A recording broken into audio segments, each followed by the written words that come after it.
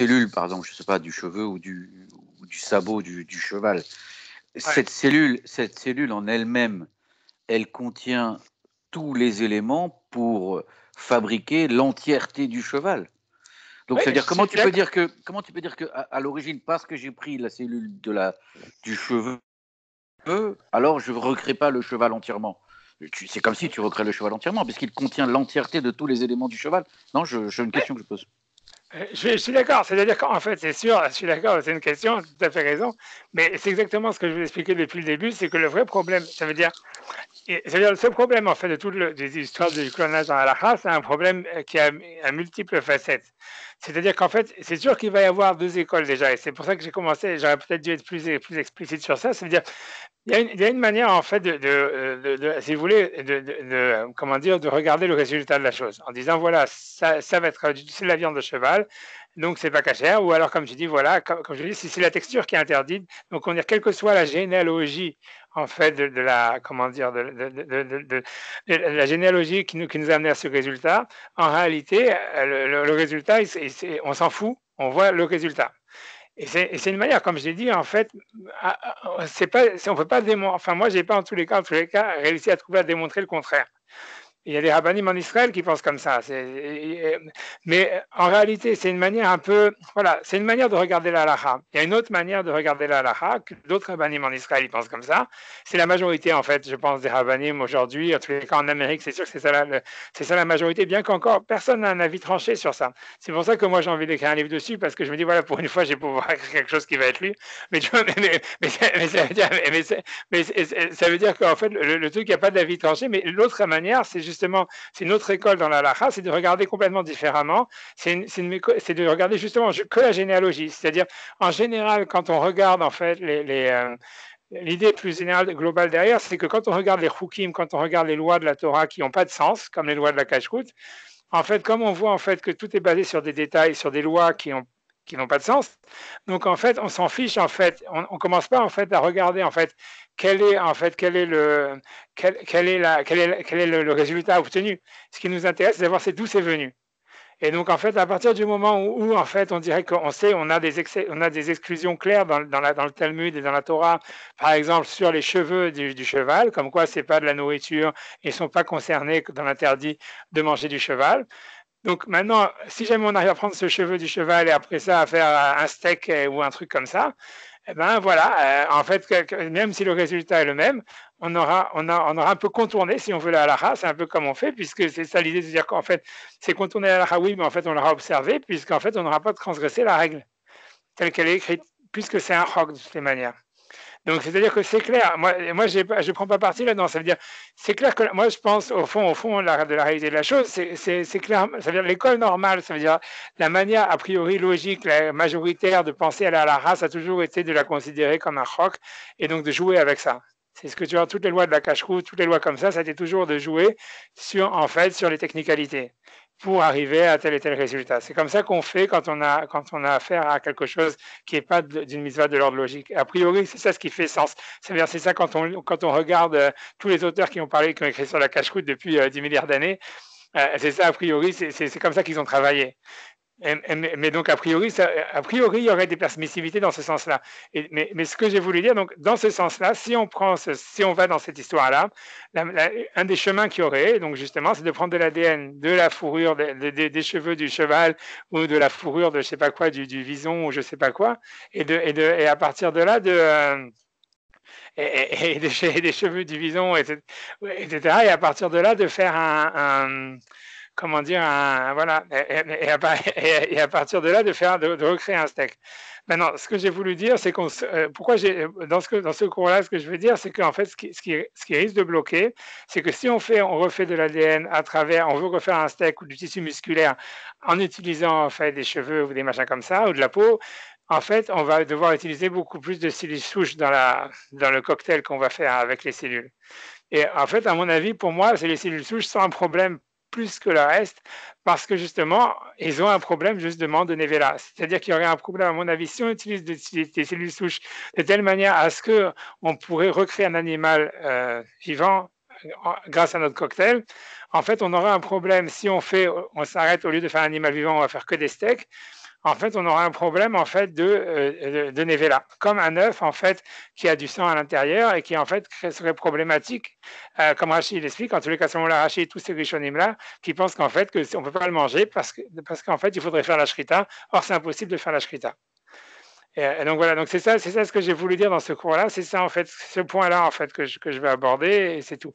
Bien que, voilà, je comprends qu'on peut discuter, ça veut dire, je comprends que c'est discutable ce que je dis, c'est-à-dire que, voilà, que qui dit que c'est comme un œuf, tu vois, et voilà. Mais moi, je pense que ça peut être considéré comme un œuf. Plus que ça, moi, je pense aussi que ça peut être pire que le cas d'un œuf, et je vais essayer d'expliquer pourquoi. Donc, voilà. Donc maintenant, je commence, tu vois, en fait, donc c'est ça ce que je voulais dire. Maintenant, je vais essayer de faire ça dans les mots et de faire dans le texte, etc. Donc, je vais essayer d'aller vite parce que je vois qu'il est déjà tard, etc. pour vous, etc. Donc, je vais essayer d'aller là où est-ce qu'on peut aller. Donc, en tous les cas, c'est Gemara dans Choulin. Je commence simplement avec Rachid Afsadik dans Choulin, Afsadik Chet Amoud Dalef, qui dit en fait, donc la Gemara dans Choulin, elle parle simplement, il y a une Mishnah qui dit Betsa Beshishim Ven Betsa Minaminyan. C'est-à-dire que si jamais on a cuit des œufs, on a fait bouillir des œufs ensemble, donc en fait, l'œuf non cachère, il est annulé dans 60, dans 60 œufs cachères, et donc dans un 60e, mais on ne peut pas compter l'œuf non cachère dans le compte. C'est-à-dire qu'il faut 60 plus 1, quoi. Ça veut dire 60 plus de l'œuf non cachère. Donc l'Agma dit Amar le Ravidi Baravin la Abaye, les mêmes de Yahavata Amar. Donc est-ce que ça veut dire que quand on fait bouillir des œufs ensemble, donc l'œuf il donne un goût dans les autres œufs, puisqu'il faudrait l'annuler? On parle évidemment du cas où on a reconnu l'œuf non cachère et qu'on l'a jeté. D'accord. Donc le problème, il est que sur les œufs cachères. Que c'est comme de l'eau d'œuf uniquement. Donc ça veut dire qu'en fait, quand on fait bouillir des œufs, il n'y a pas de le goût, l'œuf non cachère ne donnerait pas de goût dans les autres. Donc Amalé, donc il lui répond Abaye Amalé Ahabemayaskinan Betsat Efroar Avaltemealo. Ça parle en fait d'un œuf, pas d'un œuf non cachère, mais ça parle d'un œuf dans lequel il y aurait un embryon. Si les Rishonim, tu vois, je ne sais pas si on a le temps de les faire dans les mots, ils vont expliquer que quand l'Agmaral dit un œuf dans lequel il y aurait un embryon, c'est pas vraiment qu'il a un embryon, mais c'est même si jamais il a une goutte de sang à l'intérieur. Et donc là, Rachid, c'est là où est-ce qu'il va dire son scoop. Il dit Efroar, il dit Shabassar, donc c'est la chair, le peu de chair qu'il y aurait dans un œuf de poule. Enfin, Noten Tam, il donne du goût. Et c'est ça qui donne du goût en fait dans les autres œufs. Veloshna Temea, Veloshna Teora, Denevelai. Et on s'en fiche que ce soit un œuf cachère, un œuf non cachère, parce qu'en fait, cet embryon, ça veut dire que ça va être une goutte de sang, etc. Tu vois, il a un digne de Nevela, il a un digne de Nevela, donc d'un animal qui n'a pas été abattu rituellement. Donc Rashi lance une sorte de scoop assez incroyable, de dire qu'un œuf, il faudrait lui faire la shrita, quoi, que comme c'est pas possible, donc en fait, il n'est pas cachère, sauf dès qu'il y a un peu d'embryon dedans, dès qu'il y a du sang dedans. Donc toute la permissivité que nous on a de manger des œufs, c'est qu'ils ont fécondé. C'est parce qu'en fait, c'est qu'il n'y a pas encore tant qu'il n'y a pas de sang dedans visible, donc on ne considère pas ça comme encore un embryon. Voilà, donc en tous les cas, le Ritva, hein, que j'ai ramené le Ritva, mais tous les Rishonim là-bas, enfin beaucoup de Rishonim disent la même chose, regardez là-bas, mais j'ai pu ramener le Ritva, c'est le plus court. Le Ritva, il dit Bepesat et Froar, il dit Pirouche et Froar Mamash. Ish et Yashbat Ipadam. Ça veut dire, c'est pas simplement s'il y a dedans un effroi, ça sort de la Sugia comme ça, c'est discutable, mais la majorité des Rishonim me disent comme ça, qu'en fait, ce qu'on appelle que l'œuf qui rend un goût non cachère dans les œufs, etc., ça parle d'un œuf qui a simplement même une goutte de sang, il rend les autres œufs non cachères, et il faut l'annuler dans la 60e. Et a priori, comme je vous ai dit, dans Hachi, c'est un problème de Nevela. D'accord. Ça veut dire qu'il faudrait faire l'abattage rituel de cet œuf. Voilà, qu'est-ce que je voulais dire d'autre? Oui, je voulais dire aussi simplement qu'évidemment tout ça, ça parle des œufs fécondés, mais que les œufs non fécondés, aujourd'hui on est méquels puisqu'ils ne peuvent pas y avoir d'embryon dedans ni rien du tout. Et s'il y a du sang dans les œufs d'aujourd'hui, dans les œufs non fécondés, c'est parce qu'en fait c'est parce qu'en fait ça vient de la mère au moment où elle a créé l'œuf, et donc ça vient pas de l'embryon. C'est pour ça qu'il suffit d'enlever le sang et que l'œuf il est caché. Bref, ça c'est une parenthèse qui n'a rien à voir. Donc maintenant, je continue. Donc, je ramène ici donc, le Sefer HaTrouma, que donc j'ai marqué même qui c'était le Sefer HaTrouma. Non, je n'ai pas marqué. Enfin, je crois l'avoir marqué, peu importe. C'est le Sefer HaTrouma, donc il dit qui amène, donc qui est un Rishon, tu vois, de l'époque des Balatosphot, des premiers Balatosphot, et qui ramène donc, qui va expliciter cette idée-là, de dire qu'il y aurait un problème en fait de Nevela, c'est-à-dire d'animal non abattu rituellement dans le cas d'un œuf. Donc il dit Psak, Betsat et Froach, c'est Siman Kavzaïn, ouais. Donc c'est repris après dans Siman Lamed Bet, où là-bas, regardez si vous avez le temps. Pazak, Betsat c'est Mehukemet, Veyesh Bat Surat et Froach, Yesh Ba Isur, Kozman Shai Froach Betor Haklipa. Donc il dit donc, Mehukemet, normalement, ça veut pas dire qu'il a. Mehukemet, normalement, ça veut dire qu'il y aura un tissu déjà.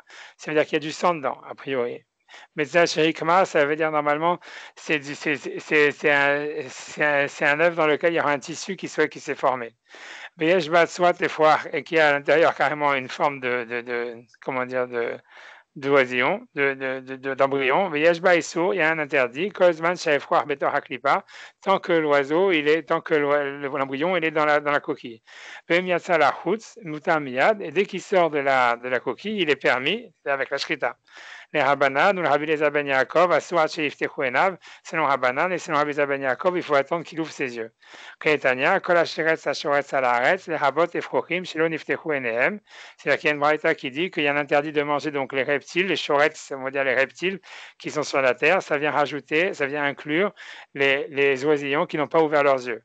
Mokela Kama de Betsa, qui est Rabbi Eliezer ben Yaakov, et donc on l'explique dans le premier chapitre de Betsa, comme Rabbi Eliezer ben Yaakov, de Kama Hatam, on dit là-bas, les il Maï, plus haut que ça, plus haut, d'Afra Banan Modou, Kodem Shiatsa Efroar Minaklipa, que Rabbanan, ils sont d'accord qu'on ne peut pas manger l'oisillon s'il n'est pas encore sorti de sa coquille. Simplement cet interdit qui est ramené dans le Talmud qui dit que manger l'oisillon, ça serait comme manger un reptile qui est sur la terre, c'est que un interdit d'ordre rabbinique. Et le verset, c'est simplement une asmarta, c'est-à-dire une allusion. Comme on le dit spécifiquement dans le Perek et l'Utrefot, qu'on va regarder tout de suite après. Mais il semblerait que malgré tout, c'est interdit de la Torah de manger cet embryon, Mishum Nevela, comme Rachid l'a dit, parce que c'est une Nevela, Filou Shochato, et même si jamais, donc, je ne sais pas, il ouvrirait l'œuf et ferait la shrita a priori à l'embryon qu'il y a dans l'œuf, si l'embryon est assez grand pour qu'on lui fasse la shrita, En Bekarklum, ça ne sert à rien, Shen Shrita Shaykhabe, puisque c'est impossible de lui faire la shrita. וכן בהמה קודם ששהתה 7 ימים, אמרינן בפרק החולץ ופרק רבי אליעזר דמילה, דכל דלא שהה 7 ימים, בבהמה נפל, bon, c'est-à-dire que ça c'est un animal qui n'aurait pas vécu 7 jours, aussi on ne peut pas lui faire la shrita, parce qu'on dit peut-être c'est un nefel, ça veut dire c'est un animal non viable.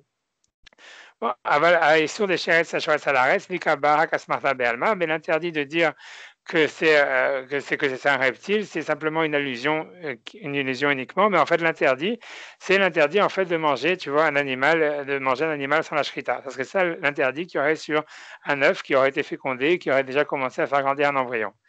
Au miou yikshe kevan de ikaiswa de raita ale que des prishit la masse mehu akra de kolacheret à la shoretz.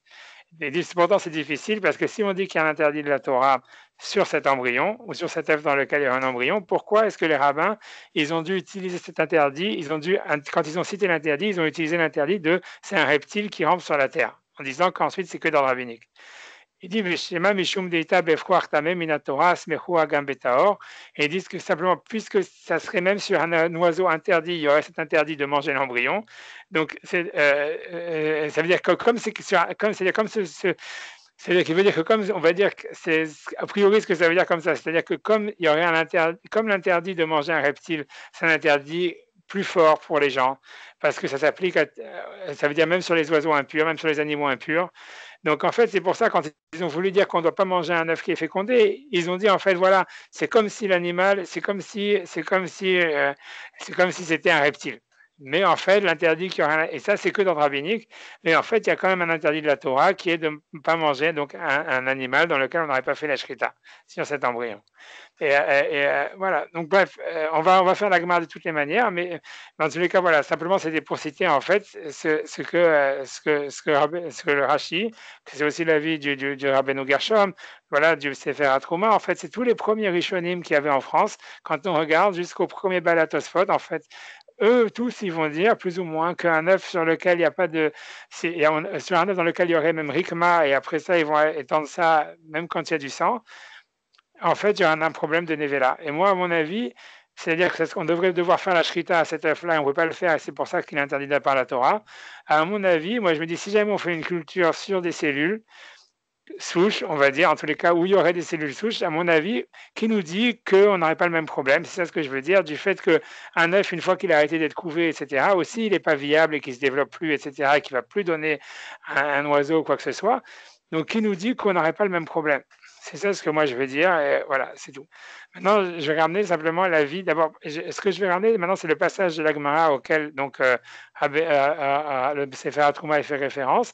Et ce qui est important dans ces passages de la Gemara dans Choulin, dans Samer Dalet, c'est qu'il semble dire explicitement, vraiment clairement, que dans un oiseau, dans l'œuf d'un oiseau, en fait, qui est fécondé, mais voilà, dans lequel il y aurait du sang ou qui aurait déjà même un embryon, c'est qu'un interdit d'ordre rabbinique. C'est pour ça qu'on a vu tout à l'heure le Sefer Trouma qui avait vraiment une grande difficulté il était en train de dire pourquoi ils ont dit ça, qu'est-ce qu'ils veulent, etc.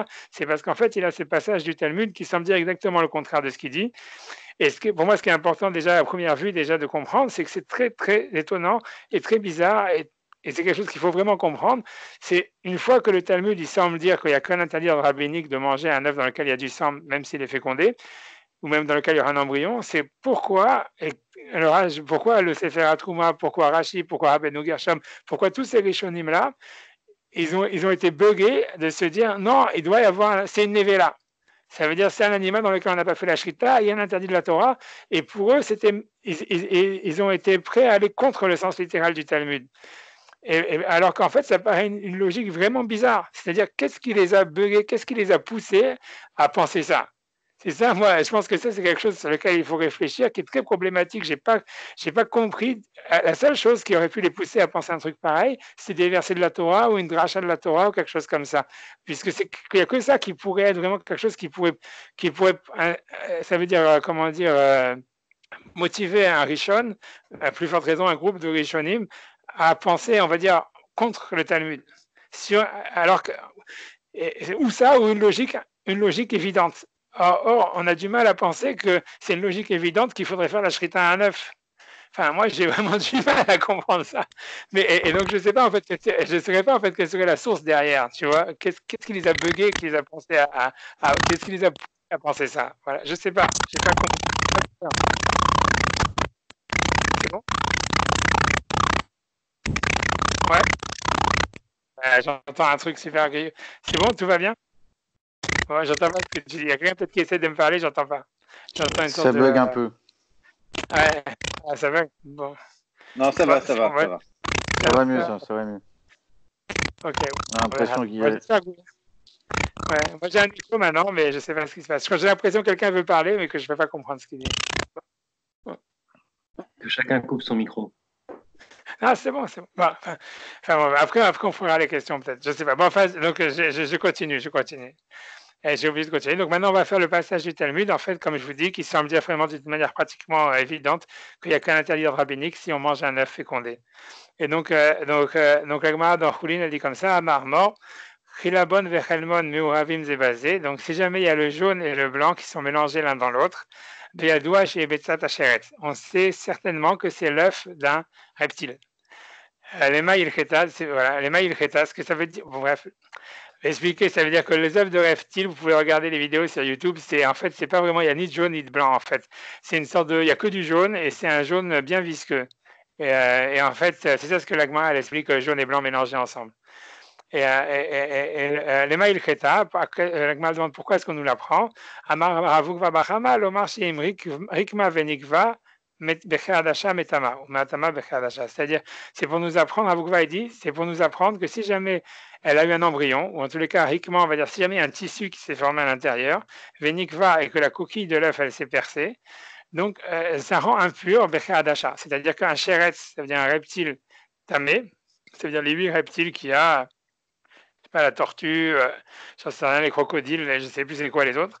En fait, ça veut dire les lézards et compagnie, ça veut dire que les 8 reptiles qu'il y a qui rendent impurs, en fait, si jamais, donc comme ça, c'est un œuf qui vient d'elle, donc en fait, cet œuf, comme c'est aussi un reptile impur mort, donc en fait, si jamais la coquille, elle s'ouvre, et donc et qu'il y aurait assez, a priori, de cet œuf-là, comme la grandeur d'une lentille, alors ça rend tamé ce que ça aurait touché, ou des choses pareilles.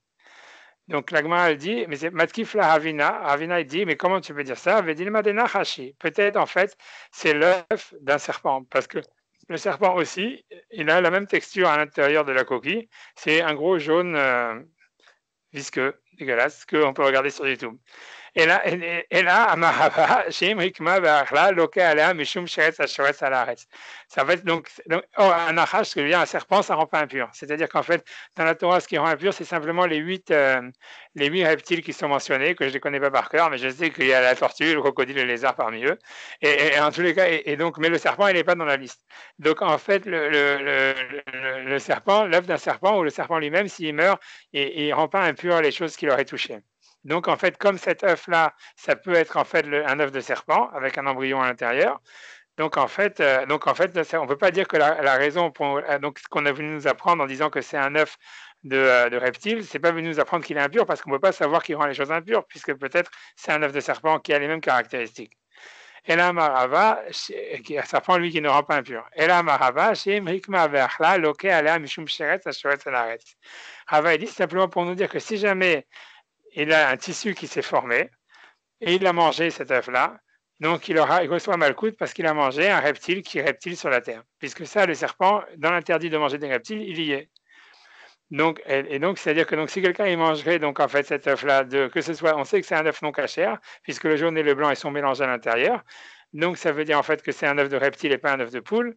Et donc, si quelqu'un il le mange, il recevrait malcoute. Ce qui est difficile sur ce passage de l'Agmara, c'est pourquoi l'Agmara a besoin de dire que si jamais en fait si jamais il y a un tissu qui s'est formé et qu'il le mange, il reçoit malcoute pour avoir mangé un reptile. Normalement, même si tu manges l'œuf, a priori, même si tu manges l'œuf d'un reptile, a priori, si sans qu'il ait d'un oiseau non caché, sans qu'il ait en fait eu un tissu qui se soit formé, tu devrais aussi recevoir malcoute. Donc pourquoi est-ce que la Gemara elle revient sur cette histoire de rikma, de dire qu'il y a un tissu qui s'est formé ou qu'il y a du sang dans l'œuf? Tosfot, il va rentrer là-dedans et ça va être important pour la suite des événements par la suite, mais pour l'instant, on peut simplement garder la question et on passe. Et donc, en tous les cas, donc, Hachem, ça l'arrête. La Gemara dit, si c'est ainsi, Yachi Maïria des Tmea, pourquoi est-ce qu'on a besoin de nous dire, si jamais en fait, donc, c'est ça où la Gemara dit, si jamais en fait, on parle d'un endroit, d'un œuf dans lequel il y a un tissu, il y a du sang, donc pourquoi est-ce qu'on a besoin de nous dire que c'est un oiseau? Qu'est-ce qu'on en a à faire, que ce soit l'œuf d'un reptile ou l'œuf d'un serpent ou d'une tortue? À filou des théoranami, même si c'était en fait l'œuf d'une poule, d'un animal cachère, aussi, si quelqu'un le mange, il reçoit malcoute des Tanya, et donc aussi de la Braïta que le Sefer Trouma il avait ramené avant, quand la chéretz, la choretz à la haretz, tout reptile ça veut dire qui rampe sur la terre, les rabot et frochim, chez l'Oniftechou Enem, ça vient inclure n'importe quel oiseau, n'importe quel embryon qui n'a pas ouvert ses yeux. On m'a dit, Midera Banan, c'est que dans le rabbinique, Vekra Asmarta Be'alma, et le verset il est simplement une allusion. Donc en fait, le Talmud, il semble dire clairement, comme je vous disais, c'est ça ce passage du Talmud que je vous disais que le Sefer Trouma, il a lui-même beaucoup de problèmes à s'en sortir. Et il semble dire pratiquement d'une manière claire et indiscutable en fait que le neuf d'un oiseau cachère, si jamais il y a un embryon dedans ou il y a du sang dedans, quelqu'un il le mange, il transgressait qu'à l'intérieur rabbinique. Et c'est pour ça, et donc selon le Sefer Trouma, il faut faire un grand dorak dans la Gemara, et dire que oui, c'est vrai qu'il n'y a que l'interdit d'ordre rabbinique en ce qui concerne, parce que ce n'est pas un reptile, mais il y a interdit de la Torah parce qu'en fait, il faudrait lui faire la shrita, on ne peut pas lui faire la shrita. Mais ça, la Gemara, on n'en a pas parlé. Tu vois, et c'est très difficile de dire ça. C'est très difficile. C'est ce que je voulais dire, c'est que il faut comprendre que quand le Sefer Trouma et quand Rashi et tout cela, ils disent en fait qu'il y a un interdit de manger un œuf sans lui faire la shrita, ils n'ont pas des gemarotes pour les backup, pour les supporter dans cette opinion-là. C'est un truc qu'ils ont sorti d'eux-mêmes comme étant une évidence. Et comme je vous dis, c'est très difficile à comprendre en quoi pour eux c'était une évidence. Pourquoi ils ont pensé que c'était une évidence? Et je ne sais pas, parce que les interdits, sur les psukim sur la Nevela, sur l'interdit de la Nevela, en fait, ils sont que dans des varim, mais ils disent pas grand-chose. Donc, je sais, a priori, c'est qu'on est obligé de dire qu'en fait, ils avaient dans leur tête, si je veux, Rashi, Abenu Gershon, tout cela, une définition du vivant qui était très étendue, en disant que pour eux, c'était évident que même un œuf avec du sang dedans, c'était déjà quelque chose de vivant, même s'il n'était plus maintenant viable ni rien, qu'il était déjà mort depuis longtemps, et que, d'une manière logique, sans avoir aucune source, c'était évident qu'il fallait faire la shrita à ce truc-là. Et que si on ne pouvait pas le faire. Merkhila, ouais. Petite question, excuse-moi. Pourquoi tu dis pas que c'est comme un embryon d'être humain? C'est-à-dire c'est la même proportion. Alors je sais pas combien de temps ça dure la fécondation d'un œuf pour qu'il aille jusqu'à maturité, mais c'est la même mécanique. C'est-à-dire dès l'instant où il y a un embryon, c'est vivant. On est assez pour.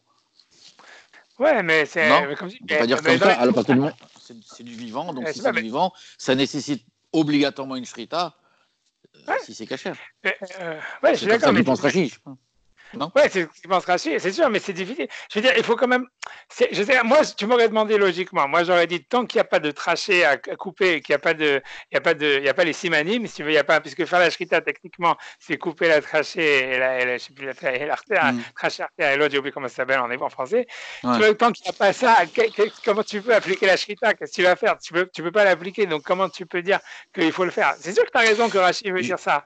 Non, mais j'ai compris, mais un bébé embryon d'humain, même si tu vois pas les mains, même si tu vois pas les pieds, même si tu vois pas le sexe, même si tu vois pas, t'as à peu près une forme, mais c'est déjà embryon, ça veut dire il faut l'enterrer, il faut machin, tu vois, donc c'est peut-être ça qui... c'est possible. Ça serait une preuve, tu dis que c'est une preuve du contraire, parce que la Torah, en fait, en ce qui concerne l'avortement, en fond, elle est très méquelle. Elle dit que tu peux tuer un embryon jusqu'à ce qu'il, on va dire, l'écart la tête, c'est-à-dire qu'il commence à bouger dans le ventre de sa mère pour pouvoir sortir. Donc ça veut dire jusqu'au 6e mois. Ça veut dire, l'ordre rabbinique, c'est interdit de le faire, on va dire. Mais d'après la Torah, l'interdit de faire de tuer un embryon, il commence tard, il commence d'accord, très tard. D'accord, c'est bon. Je savais pas que c'était. Moi, je pensais que c'était l'inverse. Ouais, non, on est très mécal là-dedans. Ça veut dire on n'est pas mécal parce que, si tu veux, c'est clair que tout ça, en fait, moi, à mon avis, c'est vrai que si vous voulez pousser plus loin, c'est clair. Je vais expliquer pourquoi. Il y a une intuition dans ce que tu dis, c'est vrai. C'est-à-dire qu'en fait, ce qui est certain, c'est comme ça, c'est qu'un goy, c'est-à-dire que la loi, par exemple, de tuer un embryon, c'est une loi, il y a des rishonim sur ça, il y a beaucoup de, tu vois, c'est pas le sujet, mais il y a beaucoup de quoi parler, mais c'est-à-dire que normalement, pour un juif, tuer un embryon, c'est plus facile, ça veut dire, c'est moins interdit que pour un goy. C'est-à-dire qu'un goy qui pratique l'avortement sur un embryon, on va dire, de 5 semaines, ou même 4 semaines, je ne vais pas donner des chiffres comme ça, il est passible de peine de mort, normalement, selon la Torah. Un juif qui le fait, il a transgressé qu'un interdit d'ordre rabbinique, a priori. Et pourquoi c'est intéressant? C'est parce que, pourquoi c'est comme ça? Whatever. C'est parce qu'en fait, on voit quand Dieu il a interdit à Noé de tuer, il lui parle de tuer un embryon. Il dit Shofer dam Adam, ba Adam, damo ishafer. Ça veut dire, il dit celui qui verse le sang d'un homme qui est à l'intérieur d'un autre homme, son sang sera versé. Donc la Torah, à Noach, je dirais à Adam, ou je sais plus à qui il parle là-bas, mais en tous les cas, la Torah dans les Bnei Noach ou les Bnei Adam, en tous les cas, elle aura mis l'interdit de tuer un embryon clair. Par contre, tu vois, quand la Torah elle a parlé à Moshe et qu'elle a donné la Torah, elle a dit, en fait, elle a donné un cas où quelqu'un a tué des embryons, et elle dit, en fait, tout ce qu'il doit donner aux parents, c'est de l'argent. Donc, on voit qu'en fait, tuer un embryon, il n'y a pas d'interdit pour un juif. C'est comme ça, c'est bizarre. Mais au niveau de la shrita, c'est la même chose en ce qui concerne, tu vois, les verminachai. C'est-à-dire que, en fait, et là-dedans, il y a un problème. C'est-à-dire que si on regarde dans les Rishonim, je n'ai pas envie de citer des sources, mais si on regarde justement là-bas dans Mishpatim, par exemple, je ne sais plus, je pense dans le Rehem, de le Rav Eliyahu Mizrahi, un des commentaires de Rashi, et plein d'autres Rishonim qui sont là-bas sur le Chumash, ils ont un problème et ils discutent par rapport à ça. Ils n'admettent pas cette halakha, bien qu'a priori elle paraît évidente, parce que pour eux, ça leur paraît impossible que la Torah elle soit plus léniente, plus facile sur les juifs que sur les non-juifs, puisque la Torah, a priori, elle nous a rajouté des mitzvot, elle ne nous en a pas enlevé. Mais en fait, il y a le même système en fait avec les lois de la cache-croûte en ce qui concerne la shrita. On retrouve les mêmes phénomènes, c'est-à-dire qu'on dit, par exemple, que si jamais c'est qu'on n'a pas le droit de donner, par exemple, des intestins à un goy, ça veut dire les intestins qui auraient été abattus par l'abattage rituel de la viande cachère. On n'a pas le droit de donner les intestins à un goy parce que pour un goy, en fait, les intestins, c'est Ever Minachai. Parce qu'en fait, l'animal, je ne sais plus exactement comment ça fonctionne, je ne suis plus dans la souga, mais grosso modo, ça veut dire que je ne sais plus comment ça fonctionne, mais c'est-à-dire que quand on fait l'abattage rituel juif, en réalité, ça veut dire l'animal il devient cachère pour le juif parce que dans la Torah on dit voilà tu fais la shrita, l'enfant l'animal il est cachère, même si par exemple voilà un autre exemple, si jamais il y avait la mère elle était enceinte, elle avait un embryon qui n'était pas encore né mais qui est viable et qui sort du ventre de la mère, on dit que l'animal on peut le manger mais sans shrita. Parce que la shrita en fait donc on l'a fait sur la mère, il permet l'animal qui avait à l'intérieur.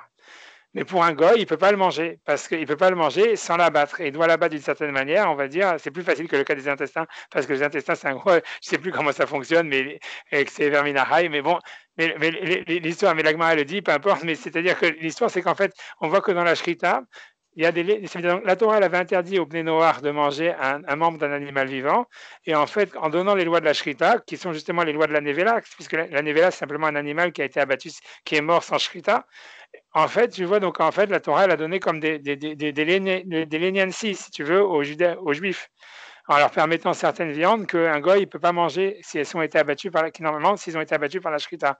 Et comme voilà, comme l'embryon qui est dans le ventre de sa mère, etc. Et donc, on a l'impression qu'à mon avis, tu vois, c'est possible que c'est de ce côté-là qu'il faudrait chercher pour comprendre pourquoi Rashi, tu vois, il veut envisager qu'un œuf, il aurait besoin de Shrita. C'est-à-dire que, à mon avis, c'est parce que si on prend, c'est comme il pense que c'est une des 7 mitzvot des Bnei Noach, et qu'en fait, là-bas, justement, la définition du vivant, quand on parle des Bnei Noach, elle va très loin. Voilà, puisqu'on dit, voilà, tuer un embryon, c'est passible de peine de mort et des choses pareilles. Je pense que Rashi, il pense qu'on ne peut pas avoir, quand la Torah elle a donné les lois de la Shrita, elle a pas voulu faire sauter certaines lignes ainsi. Ça veut dire, il faudrait qu'on ait des sources. C'est-à-dire, si pour un œuf, je pense, ce que je veux dire, c'est que Rashi a dû réfléchir comme ça, je ne suis pas sûr, mais c'est de ce côté-là que je pense qu'il faudrait chercher. C'est que Rashi, les commentateurs, tu vois, Rabbeinu Gershom, tout cela, le Sefer HaTruma, tout cela, ils ont dû réfléchir, ils ont dû commencer à penser que, comme c'est un interdit des 7 mitzvot Bnei Noach, et que dans les 7 mitzvot Bnei Noach, il semblerait qu'il devrait y avoir un problème avec un œuf qui a un embryon à l'intérieur, donc qui a commencé à se féconder. Une fois qu'on détermine ça, ce qui est possible, parce qu'en fait, comme tu dis, là, on pourrait prendre ta manière de raisonner, de dire, en fait, on voit quand même chez l'humain, tu vois, la Torah, elle interdit de tuer les embryons pour les non-juifs. Donc, en fait, même à un stade très premier, puisqu'on sait, la Torah ne donne pas de limite, en fait. Donc, en fait, donc une fois que c'est vrai que pour un goy, l'œuf, il serait interdit, donc, en fait, il n'y aurait pas de raison pour dire que pour un juif, il soit permis. Ou quelque chose, ça doit être un truc dans ce goût-là. Ça doit être, à mon avis, c'est sûr que ça serait comment dire, une manière de rechercher. Ça doit être, c'est possible que ce serait une manière d'aller chercher par là-bas. Mais il faudrait voir, tu vois, c'est possible. C'est possible que ça soit un truc. Mais bon, d'accord, tu vois, c'est clair, en tout cas, que Rashi, il a voulu aller là-dedans. Rashi, c'est parti de que Rashi et tous les Rishonim français qui avaient au début du Moyen-Âge, les premiers Baal HaTosfot, ils ont tous été là-dedans. Maintenant, celui qui est contre ça, c'est le Rashba. Donc, le Rashba, donc lui, simplement, tu vois, lui, en fait, tout ça, c'est ramené dans le Bet Yosef, hein, il faut le savoir, dans le Yoredea Siman Peva. Mais bon, je ne vais pas rentrer là-dedans, mais en tout cas, le Rashba, lui, il est contre ça. Et donc, il va évidemment se baser sur la Gemara parce que tu vois, il va dire en fait, tu vois, voilà, il va se baser sur la Gemara en disant qu'on voit que dans la Gemara qu'on vient de citer que l'interdit est que d'ordre rabbinique, et c'est peu logique que s'il y avait un interdit de la Torah, la Gemara n'aurait justement pas mentionné. Pourquoi elle n'aurait pas mentionné, quoi? Donc pour lui, en fait, il va dire non, il n'y a pas d'interdit de Nevela sur un œuf ou même sur un embryon. Tant qu'on ne peut pas lui faire la shrita, il n'y a pas d'interdit de nevela, c'est-à-dire d'animal mort sans shrita. Et donc lui, il va commencer à dire en fait que voilà, la shrita, l'interdit de nevela, il commencerait que sur un animal viable. Donc je vais lire le Torah Tabaït, je vais le traduire, Bezrat Hashem, et voilà, j'espère d'avancer. Bon voilà, j'avance. Donc je fais le Torah Tabaït. Donc, et là, Shanita Mea, donc là, donc c'est Torah Tabaït, c'est le Rashba, qui donc après avoir cité le Baal Trouma, voilà, qui est là, qu'on a lu, il va donc évidemment se poser des questions dessus. Il dit, et là, Shanita Mea, Bema Shekatav Arav Baal Trouma, simplement je suis étonné sur ce qu'a écrit le Baal Trouma, Shikar Katav, Mikol Makom Nire Demina Torah Asur Mishum Nevela, donc donc parce qu'il dit que ça semble que d'après la Torah, c'est interdit en tant que, parce que c'est une Nevela, parce que c'est une. Donc c'est un animal qui n'a pas été abattu rituellement. Philo shohato, en bekar kloum, et même s'il lui faisait la shrita, ça ne servirait à rien. Den shrita shrekhabe, puisque la shrita, elle n'est pas possible dessus. Vechen bema, jelo shahata shmona yamim, donc il continue à citer tout ça. Et même un animal qui a moins de 8 jours, amrina de perek acholetz ou perek rabbi eliezer de Mila, on dit dans le perek acholetz et le perek rabbi eliezer de Mila, mais kol shelo shahata shmona yamim nefel, que tout ce qui n'a pas duré 8 jours après la naissance, c'est considéré comme un mort-né. Aval les sources sheretz ashoretz alaretz litbe d'asmarta be'almaou, mais l'interdit en fait par contre d'être un reptile, ça c'est sûr que c'est qu'une asmarta, c'est-à-dire que c'est un truc d'ordre rabbinique que les rabbins ils ont simplement posé sur un passo. Dea Rav Rabbi Yochanan, donc lui revient sur la Gemara plutôt dans Betsa déjà, il dit Dea Rav Rabbi Yochanan ta'avayu mashma de modu de bechol mishka sharel altar, parce que là-bas dans Betsa, la Gemara elle parle donc d'un œuf d'un oiseau qui aurait éclos pendant Yom Tov. Et là-bas, la Gemara dit explicitement que Rav et Rabbi Yochanan, les deux, ils disent que un jour de semaine, donc l'oiseau qui serait né le jour de Yom Tov, il est permis tout de suite. Kedam Rinan, dès qu'il est sorti de la coquille. Kedam Ran, Vafalgab de Inhunami Pligé Atam, Begal Shenelad Beyom Tov. Et bien que là-bas, ils ont une discussion au niveau d'un veau qui est né le jour de Yom Tov. Rabbi Yochanan Shari Afilo Beyomo, et Rabbi Yochanan, il permet même le jour de la naissance, avec Kaimalan de Behema, des Kosh, Shiloshatash Monayamim à Rezenefel. Alors, mais malgré tout, on a la halakha que dans un animal, il faut attendre 8 jours, et sans ça, on n'a pas le droit de le manger.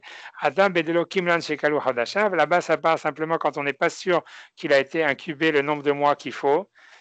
Kedamrian Bigmara, donc c'est pour ça qu'on a peur qu'il n'est pas viable et donc on attend 8 jours pour le manger. Kedeta Bigmara, Fuktaïou de Rabbi Yochanan, Beshekalu Hodashav, mais la discussion de Rabbi Yochanan qui permet, donc Rabbi Yochanan lui permettrait même de manger le jour même un animal qui soit né le jour même, ça parle quand on sait qu'il a passé une grossesse normale, c'est-à-dire sa mère elle a passé une grossesse normale et qu'il a été accouché après avoir eu sa période de gestation. Votre caché, Dehmita Kevan, les Somidoraita Mishum Nevela. Donc là, il va poser l'autre question. Il dit si on dit qu'il y avait un interdit de la Torah sur un œuf parce que c'est Nevela, c'est-à-dire un animal qui n'a pas été égorgé rituellement, pourquoi est-ce qu'ils ont été chercher les rabbins le verset de reptiles qui rentrent sur la terre? Misane Nevela, d'Ektiva Beoraita, pourquoi est-ce qu'ils détestent ce verset de la Torah qui dit qu'on ne doit pas manger un Nevela qui serait un verset de la Torah clair? Et j'ai vu le Rav lui-même, c'est-à-dire le Balatrouma, qui s'est lui-même posé la question, et il a eu du mal à répondre, que peut-être parce que c'est un interdit qui se retrouve même sur les animaux non cachers, c'est pour ça qu'ils l'ont mis sur un animal cacher, pour faire plus peur aux gens, on va dire. Pour moi, c'est très lointain, c'est très difficile. Donc,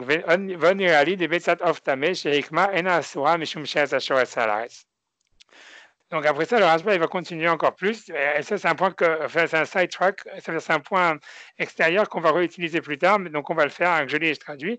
Donc, il revient sur le point qu'on avait vu dans la Gemara, qui semble dire un truc encore plus étonnant, c'est qu'on avait vu qu'un œuf de reptile, quand la Gemara elle avait dit, quand le jaune et le blanc ils sont mélangés ensemble, c'est un œuf de reptile, et on dit, et qu'est-ce que ça vient nous apprendre? Dans la conclusion, la Gemara elle avait dit, ça vient nous apprendre que si jamais en fait, si jamais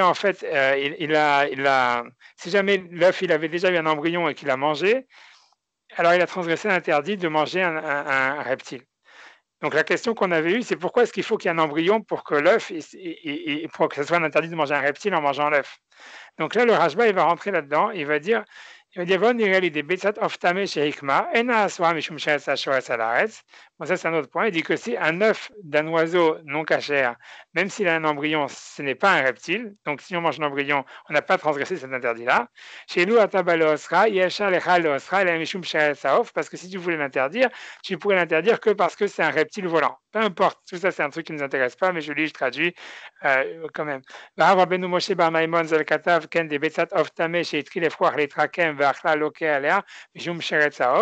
Et le Rambam, il a dit aussi que si jamais donc il y a un œuf qui a commencé un œuf d'un oiseau non cachère qui a commencé à se former, et dont l'embryon il a commencé à se former à l'intérieur, il reçoit un malcoute parce qu'il a mangé un reptile volant.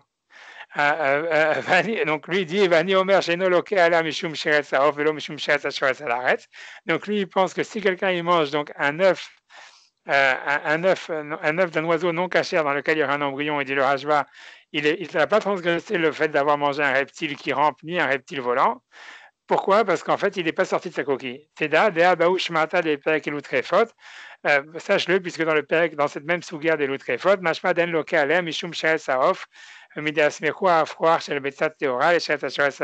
c'est-à-dire, sache-le du fait que quand ils ont voulu interdire un œuf d'un oiseau cachère en disant que si jamais il avait un embryon dedans, c'est parce qu'il ressemble en fait à un reptile. Ça veut dire, c'est ça le verset qu'ils ont cherché pour l'interdire dans le rabbinique. Et pourquoi ils n'ont pas dit que ça ressemble à un reptile volant? C'est parce qu'en fait, c'est pas un reptile volant. Et là,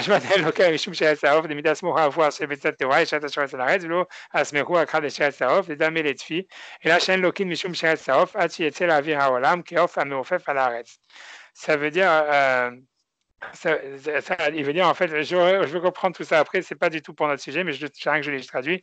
C'est simplement, il veut dire, il veut discuter sur Maïmonide en disant, on ne reçoit pas de coup, c'est-à-dire on ne peut pas transgresser l'interdit de la Torah pour avoir mangé un reptile volant, tant que le reptile volant, tant que l'insecte, il n'a pas volé dans l'air. Donc ici, le problème, c'est que quelque chose qui serait dans la coquille, ça ne peut pas être un reptile volant. Comme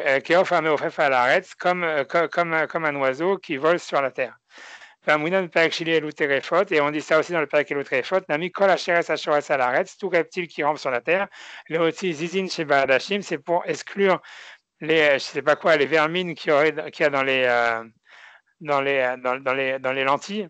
Veitushim sheba achlousin, et les mouches qu'il y a dans les achlousin, je sais pas ce que c'est encore un autre légumineux. Alma kol echad lo nafke lavi haolam, c'est-à-dire qu'on voit que tout ce qui n'est pas sorti dans l'espace du monde, eno oskin mishum sheretz haof, on ne peut pas l'interdire comme étant un reptile qui vole, afal pi she'atil nifroar, bien que enfin, à la fin, il va voler.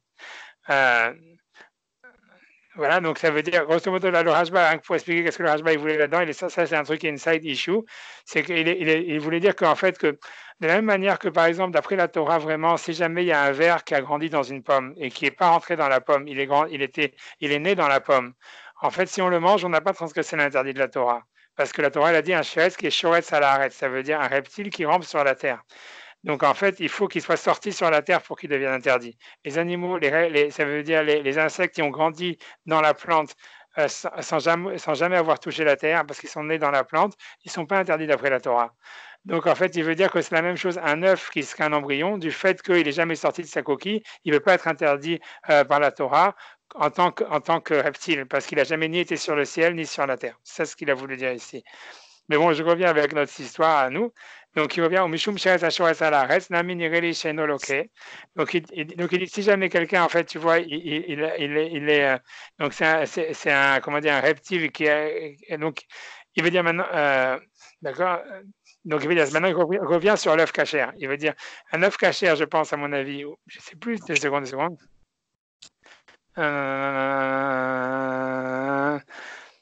Voilà, je pense qu'il revient, je pense qu'il veut dire, il veut dire, à mon avis, il veut dire que ce soit sur un œuf cachère ou sur un œuf non cachère d'un oiseau, on recevra jamais malcoute. En fait, on recevra jamais malcoute.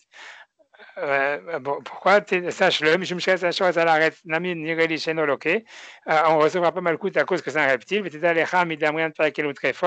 Et sache-le du fait que dans le Perek Elul Trefot, on dit quand le jaune et le blanc, le ravim zébézé, ils sont mélangés l'un dans l'autre. On sait qu'en fait c'est un œuf de reptile. Et on dit là-bas quelle est la raison, quelle est la lacha, qu'est-ce qu'on sent, qu'est-ce que ça change. C'est pour dire que si jamais il y a un tissu qui s'est formé à l'intérieur et qui le mange, c'est comme s'il avait mangé un reptile. Et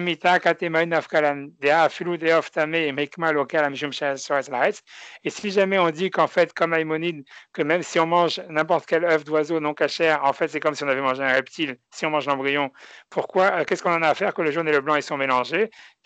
Dans tous les cas, il devrait recevoir ses malcoutes. Et là, je finis ça parce que c'est pas un truc qui nous... bref, tu vois, je finis parce que je veux traduire jusqu'à la fin, c'est tout.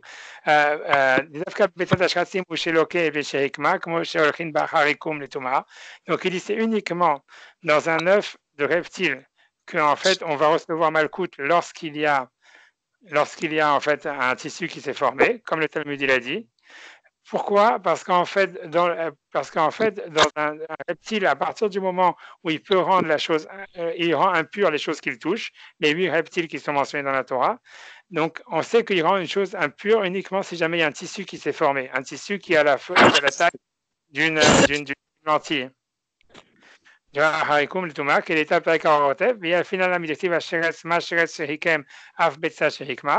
Donc, c'est-à-dire qu'on a une dracha spéciale pour nous apprendre que parmi les 8 reptiles, en réalité, ils rendent impur dès qu'il y a un tissu qui s'est formé, dès qu'il a la taille d'une lentille.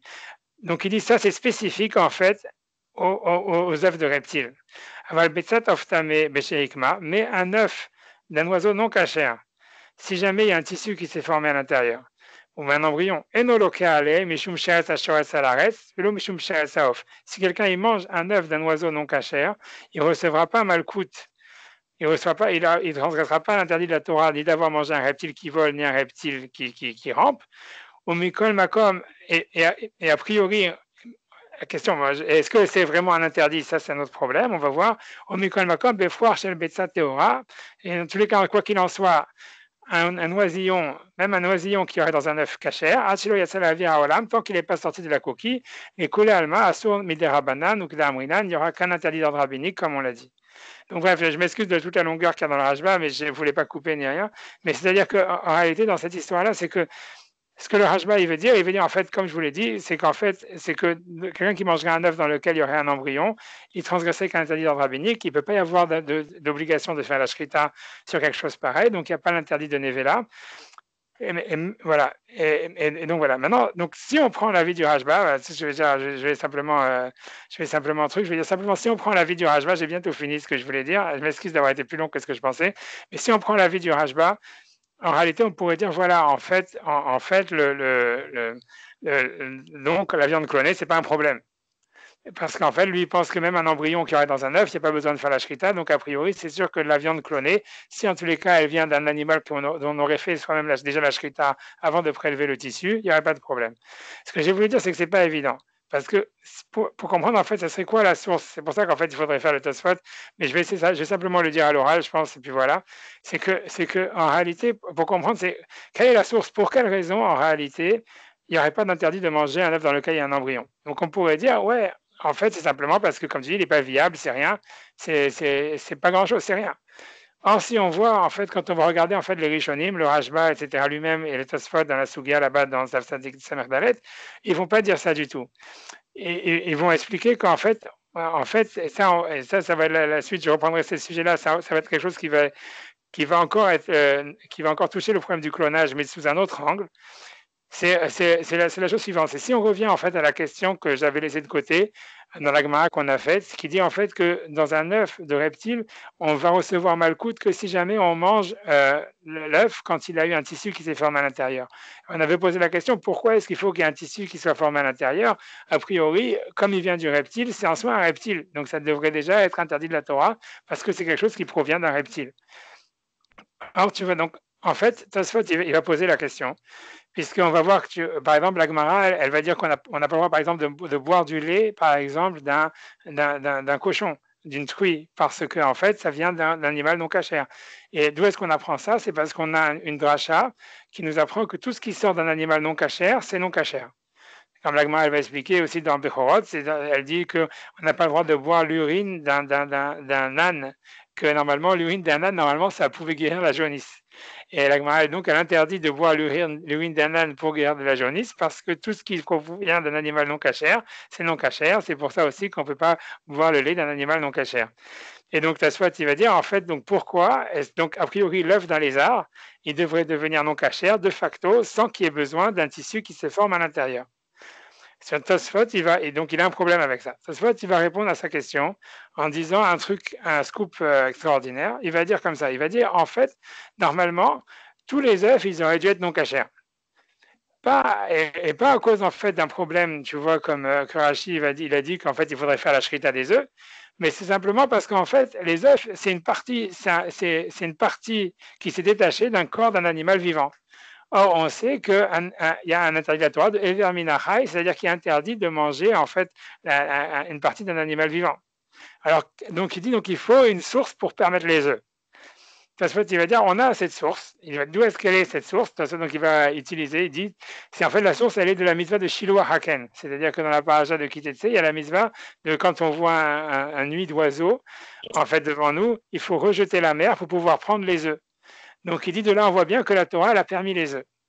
Tosfot il va aller continuer sur ça. Il dit donc on voit que la Torah elle a permis les œufs, bien que en fait normalement les œufs ils auraient dû être interdits puisque c'est Vermina Haim. Et donc il dit une fois que la Torah elle a permis les œufs des oiseaux cachers, puisque là-bas a priori on parle d'un oiseau cachère, bien que normalement même les œufs d'un oiseau cachère ils auraient dû être non cachers parce que en fait c'est quelque chose qui se détache en fait d'un animal vivant. Donc, on étend cette permissivité à tous les œufs. Et donc, c'est pour ça qu'en fait, Tosfot, il va dire, et c'est un peu ce que le Rajba veut dire, c'est pour ça que même les œufs d'un reptile, tant qu'il n'y aurait pas de tissus qui sont formés à l'intérieur, ils sont permis. C'est ça l'avis de Tosfot. Si vous voulez dans Choulin, c'est le Tosfot que vous avez en bas. Je ne sais pas si on va le faire dans les mots, etc. Mais dans tous les cas, c'est ça ce qu'en substance que Tosfot il dit. Grosso modo, ça veut dire que ça veut dire, et ça, c'est quelque chose, tu vois, qui continue l'histoire, c'est-à-dire qu'en fait, on pourrait croire en fait que voilà que le Rajba, il va dire voilà en fait donc on pourrait dire voilà selon le Rajba il n'y a pas de problème avec la viande clonée parce que bien que c'est quelque chose qui serait vivant parce que ça se développe dans le sens où même s'il n'y a pas des signes de vie ni quoi que ce soit mais ça se développe, il dit il n'y a pas besoin de preuve de shrita, il dit ça clairement. Mais en réalité ce qui me remet en jeu cette idée-là, c'est parce qu'en fait la source de ce Rajba, c'est un Tosfot et que le Rajba lui-même il ramène dans Choulin, c'est une permissivité spéciale qui existerait sur les œufs. Comme je vous ai dit, parce qu'en fait, on apprend de la mitzvah de Shiloh à Haken, qui permet les œufs, voilà, dont on apprend que les œufs sont permis, mais que cette permissivité, elle va même s'étendre à des œufs de reptiles et à des œufs non cachers même. En réalité, on a besoin après ça d'un autre verset pour interdire les œufs des oiseaux non cachers, comme la Gemara, juste après, elle le dit là-bas. Donc, ça veut dire que, en fait, normalement, ce que moi je veux dire, c'est qu'à partir du moment où ça, c'est vrai, donc qui nous dit que cette permissivité qu'on a sur les œufs, on peut l'utiliser sur du clonage. C'est parce que si Tosfot, il veut dire en fait qu'un œuf, ça aurait été normalement Ever Minachai, ça veut dire que c'est quelque chose qui s'est séparé du vivant. Et Tosfot, il reste sur l'idée de dire qu'a priori, c'est vrai, sauf qu'on a une permissivité spécifique pour les œufs et qu'on ne peut pas l'étendre. Donc en fait, on pourrait dire que même si on le Rajba, ok, on pourrait dire déjà que même si le Rajba dit qu'il n'y a pas de problème de Nevela dans un œuf, c'est parce qu'en fait, justement, il y a une permissivité spéciale dans l'œuf. Et même si on dit peut-être que c'est pas vrai, ok, peut-être que c'est pas vrai et que le Rajba il pense tout court qu'on peut pas faire, il n'y a pas d'interdit de Nevela sur quelque chose sur lequel on pourrait pas faire la Shrita, mais malgré tout on sort avec un nouveau problème qui nous dit qu'on peut sortir, qu'on peut manger quelque chose qui sort d'un animal. Voilà, sans qu'on ait de source pour le savoir si c'est permis ou pas. C'est-à-dire la différence, c'est que ici, ce que je veux dire, c'est que dans le cas du clonation, on fait la shrita de l'animal, du bœuf avant, on enlèverait ce problème de verminachai. Mais voilà, donc, mais malgré tout, j'en suis pas certain. Parce que, on enlèverait, on va dire, ce problème de verminachai, mais en tous les cas, ce qui est sûr, c'est que peut-être on n'en a pas enlevé en tous les cas l'interdit de Nevela, on va dire comme ça. Et donc, je ne sais pas si je fais le Tosfot dans les mots, je ne sais pas si vous avez le temps ou pas. Bof, je saute. Je saute quand il n'y a pas de réaction. Je saute et je vais simplement, tu vois. Mistamak Nevela, ce serait sauter aussi. Parce que c'est comme le vœu qu'on fait la shrita de la mer et qui sort et qu'on peut manger dessus. Ouais, non, non, mais c'est clair, mais c'est-à-dire que la shrita de la mer, elle marche. C'est pour ça, Ever Minachai, je ne vais pas dire qu'il y a un problème. Si on a fait, en tous les cas, il semblerait clairement, c'est qu'il faudrait faire la shrita des bœufs à travers. C'est-à-dire quand on va travailler à faire du clonage, il faudrait que les tissus de base qu'on a récupérés sur des bœufs, il faut que ces bœufs-là, ils aient eu l'abattage rituel. Ouais, ça c'est sûr. Ce qui n'est pas le cas aujourd'hui dans les trucs qu'ils font en Israël, ils ne font pas l'abattage rituel des animaux qui colonnent et sur lesquels ils travaillent. Pour l'instant, de toutes les façons, tout ce qu'ils font, c'est pas manger. Alors, bon. Mais tu vois, mais ce que je veux dire, c'est que c'est à part ça, c'est que malgré tout, comme je vous dis encore une fois, il y aurait le problème que je vous ai dit, c'est-à-dire c'est pas évident que le Rajba qui discute sur Rashi et sur le Balatrouma sur le cas des œufs, c'est pas évident en fait qu'il sera d'accord qu'il n'y aurait pas le problème sur la viande clonée, parce qu'en fait dans les œufs on a une permissivité spéciale, comme je dis qu'on apprend la mitzvah des Shiloh Haken qui permet les œufs. Or cette permissivité on l'a pas sur la viande clonée, qui nous dit qu'on peut l'étendre, tu vois. Et je vais simplement citer, tu vois, une Gemara qui va dans ce sens-là, où on retrouve cette même idée. C'est-à-dire qu'en fait, il y a une Gemara dans Bechorot qui parle en fait des œuvres de Niach Murta. Donc, Niach Murta, je ne sais même pas comment traduire ça, j'aurais dû. Ils ont dit en anglais, ils ont dit female fellow deer. Enfin, ce qu'il faut savoir, c'est que c'est un animal cachère, en soi. Et donc, en fait, la Gemara, donc je saute le Tosfot, mais rien que je vous conseille de le faire dans les mots, etc. Puisque, de toute façon, mais après, ça va être. Je vais expliquer, je passe à ce que je vais dire, je finis mon idée, après je reviens en arrière. En tous les cas, donc la Gemara dans Bechorot, elle dit la chose suivante, elle parle d'un Niach Murta, ça veut dire c'est un animal cachère qui ressemble à un daim ou quelque chose comme ça, femelle, qui est cachère, et donc qui sort des œufs. Alors évidemment, c'est un mammifère, donc ça ne fait pas des œufs. Donc la Gemara, elle pensait en tous les cas que ces œufs-là, qui sortent, on ne sait pas bizarrement de cette Niach Murta, qu'on trouvait dans la Niach Murta. Donc les rabbins, ils pensaient que c'était donc Savour Rabbanan les Memar Be'eninu. Les rabbins, ils pensaient que c'était des œufs, Vasiran, et que donc on n'a pas le droit de les manger. Question est de savoir pourquoi on n'aurait pas le droit de les manger. Bon, on va voir la suite. Amarav Safra, il dit Za'a de Aïlahu. C'est en fait c'est du sperme de Aïla, ça veut dire c'est d'un dire, je ne sais pas comment on dit, d'un daim. Des Azil Bata Aïlta qui cherche en fait sa femelle, normalement qui est une Ayala. Mais simplement, la Ayala, elle est en général difficile d'avoir des relations sexuelles avec elle, parce que Vaïdé de Ahmad Sar, puisque la Ayala a toujours son vagin très contracté, l'homme Mizdakeka, elle peut pas en fait avoir des relations avec son mâle, avec le Ayal. Donc lui, comme il n'a pas le choix, va Azal Bata Yahmurta. Donc il va voir la Yahmurta, qui est en fait une femelle d'une espèce voisine. Et donc, le sperme, Rachid va expliquer, le sperme est très concentré parce que le daim, il est à mort, super excité sexuellement. Et donc, c'est pour ça que ça fait du sperme très concentré. Vénatré, nous, je pense, tu vois, et il y a ces œufs là qui sortent. Tu vois que là, je ne suis pas en train de regarder. Je ne sais pas ce que je vous ai envoyé comme texte. Enfin, bref. Et tu vois, maintenant, ce n'est pas les textes que je voulais. Ok, bref, tu vois, mais donc, Vénatré à Oubé, ça veut dire, et il sort ces œufs-là. Et donc, en fait, ces œufs, donc c'est pour ça que l'agma veut dire, donc, ils sont cachers, peu importe. Et l'agma, la question, elle est de savoir, en fait, pourquoi est-ce que l'agma, elle pensait au début qu'ils n'étaient pas cachers, les œufs. Parce qu'a priori, si jamais, en fait, il y a un animal caché, un yarmurta, qui pond des œufs, bizarrement, bah, comme ils viennent d'un animal caché, pourquoi ils ne seraient pas cachers? Et en fait, quand on regarde, tu vois, Rabbeinu Gershom, qui est un des commentateurs principaux sur Bechorot, mais il y en a d'autres qui disent la même chose, ils disent ça, donc j'ai simplement ramené le langage de Rabbeinu Gershom, il dit, ça vous a banan kamed et safra le mémar, betseninu, que ce sont des œufs, va assurer, ils sont interdits. Pourquoi? Meshum ever minachai, parce que ça viendrait d'un membre d'un être vivant. Des loups trou shum betsim, parce qu'on n'a permis aucun œuf, et là des off, que ceux des oiseaux. Velo avalé que betim shel behema, et ça c'est comme des œufs d'animaux, d'un animal, d'un behema, chez Porshim Imena Bechaya, qui sort de son vivant, d'elle de son vivant. Donc, tu vois, moi ce que j'ai voulu dire avec ça, Rabbeinu Gershom, j'ai pas voulu dire, je suis d'accord, tu vois que quand on parle du clonage, on a déjà fait la shrita de l'animal, donc il n'y a pas le problème de verminahai. Mais ce que j'ai voulu dire, c'est qu'en fait, on voit bien que la permissivité qu'il y a sur les œufs d'un animal cachère, c'est une permissivité spécifique que les rabbins, ils n'ont même pas voulu étendre à un autre animal cachère. Et donc, c'est vrai que le Rabbeinu Gershom, lui, c'est pour ça que je n'ai pas dit que c'est une preuve ni quoi que ce soit à 100%, mais c'est simplement, on voit clairement que même un animal cachère qui pondrait des œufs, les rabbins, ils diraient non, les œufs, ils ne sont pas cachers. Donc, on fait qu'on. Rabbeinu Gershom, il dit à cause des verminachai, mais en tous les cas, on n'étendrait pas en tous les cas la permissivité des œufs à tous les animaux.